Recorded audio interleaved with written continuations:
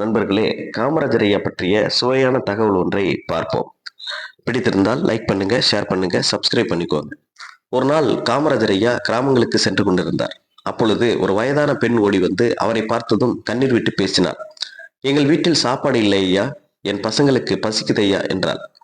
அவள் நிலைமையை பார்த்த ஐயா அவர்கள் உடனே தன்னிடம் இருந்த பணத்தை அந்த பெண்ணிடம் கொடுத்து சாப்பாட்டுக்கு தேவையான பொருட்களை வாங்கிக் கொள்ள செய்தார். பின்னர் அருகில் இருந்த அதிகாரிகளிடம் திரும்பி மெதுவாக சொன்னார், இந்த பெண்ணுக்கு மட்டும் உதவி செய்தால் போதாது. நாட்டில் எத்தனை பேர் இப்படி பசியால் வாடுவாங்க. அதனால அரசு முறையாகவே அவர்களுக்கு உதவ வேண்டும் என்று கூறினார்.